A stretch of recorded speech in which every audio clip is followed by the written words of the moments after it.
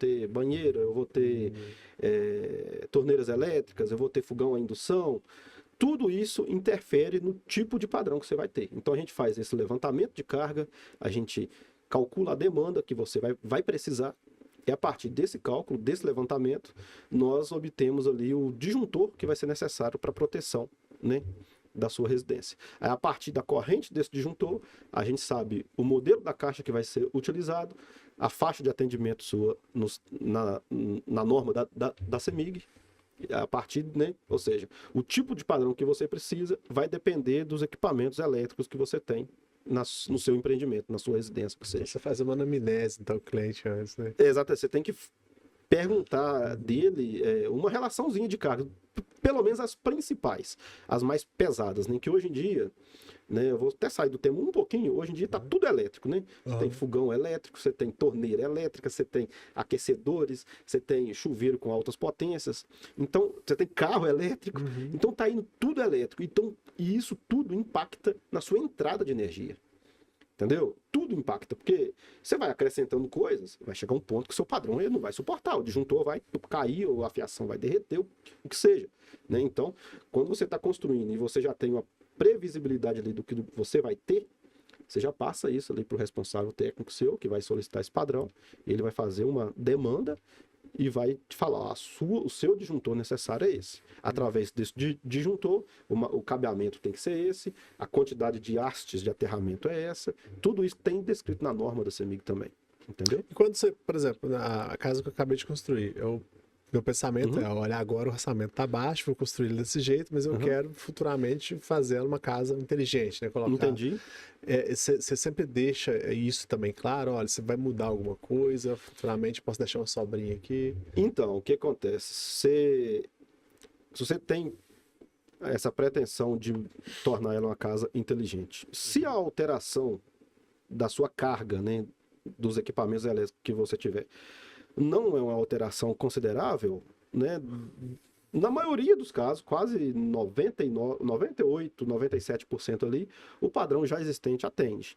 Mas se você começar aumentando principalmente cargas resistivas, né? O que é cargas resistivas? Acrescentou mais 2 chuveiros, o chuveiro tem uma resistência. Acrescentou uma banheira de hidromassagem, acrescentou uma piscina com aquecimento, acrescentou um fogão a indução. A gente tem modelos de fogão a indução aí com resistência de 9.000 watts. Então é uma pancada na rede. Aí, nesses casos específicos, assim, você costuma ter que trocar seu padrão. Porque é muito difícil, é até inviável, né, financeiramente, você está construindo uma casa e colocar um padrão sobredimensionado, né, com um disjuntor muito alto, para uma casa que você não vai usar nem, às vezes, 40% daquilo. Às vezes, esse futuramente pode ser muito longe, você gastou um dinheiro, né, quase que à toa, vamos dizer, entendeu? Entendi. Agora, quais são os maiores erros, como eu te dizer, por clientes e os engenheiros também em relação à execução do projeto? Os maiores erros, vamos lá. Documentação, não se atentar à documentação necessária. Mais pega? É o que mais pega. O que mais pega. Parte burocrática. Parte burocrática. É o que mais pega o pessoal. E existe muito mito no... Como é que fala? No mercado, do que o engenheiro ele resolve tudo. Né? Realmente, engenheiro é solucionador de problemas. Aí para resolver. Nós somos solucionadores de problemas.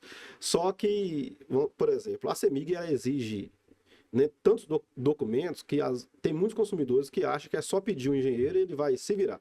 Acha que não tem que passar documento, acha que não tem que assinar nada, acha que quando a gente pede uma série de documentos, até faz cara feia. Tipo assim, esse cara não precisa disso, para que ele tá pedindo? Mas realmente precisa, entendeu? Não é do nada, não é do além, né?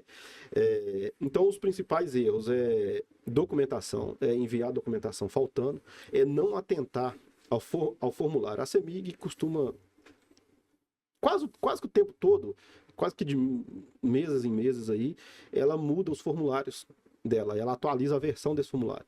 Então, se você entrar um formulário que estava valendo no mês passado, pode não valer nesse mês. Aí você só preencheu ele e enviou, ela vai recusar sua solicitação, porque o formulário está desatualizado. Então, esses são os maiores erros, entendeu? Agora, em relação à questão de dívidas, irregularidades ali, se eu tenho algum problema assim, isso pode impactar na hora que eu vou pedir uma outra ligação? Como que isso impacta para mim? Sim, sim. Por exemplo, você Você tem um padrão na sua casa, mas você tem um outro padrão que também está em seu nome de uma casa alugada, por exemplo.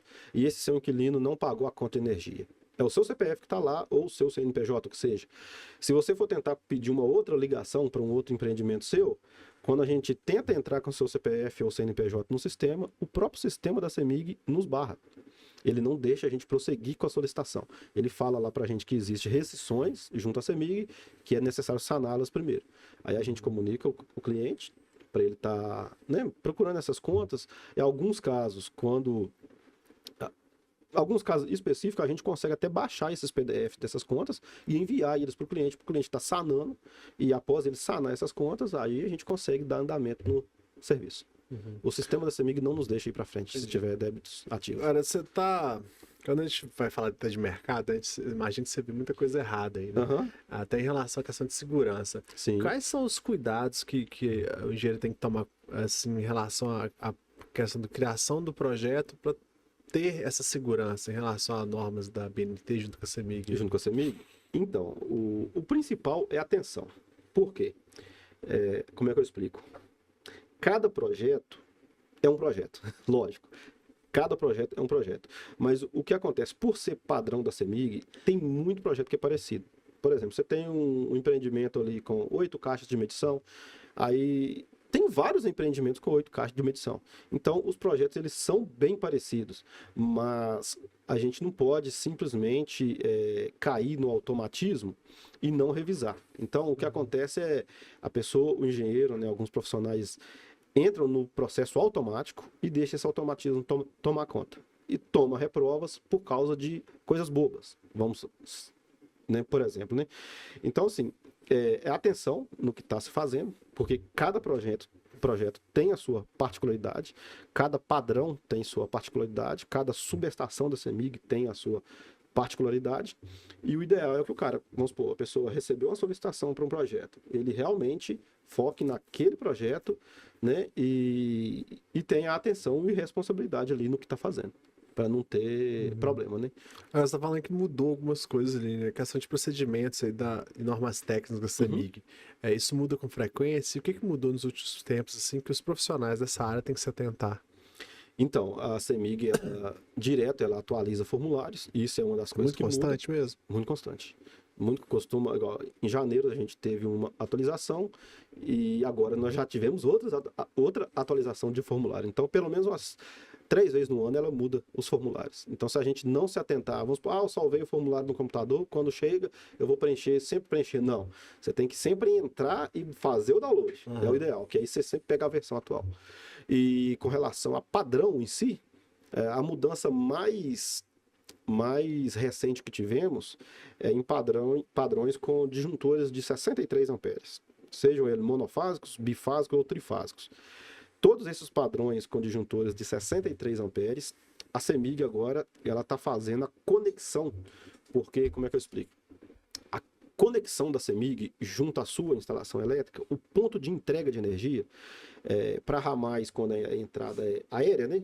Atravessando a rua ali, ou a calçada, o que seja, quando o poste é na mesma calçada, o ponto de entrega é exatamente ali quando sai a fiação da instalação, a CEMIG vem e faz a conexão dela ali. Ali é o ponto de entrega. Dali para sua residência, para o seu empreendimento, é sua responsabilidade, e dali para trás é responsabilidade da CEMIG. Mas para esses padrões com disjuntores de 63 amperes, o ponto de entrega agora está sendo dentro da própria caixa de medição. Ou seja, o cliente já não precisa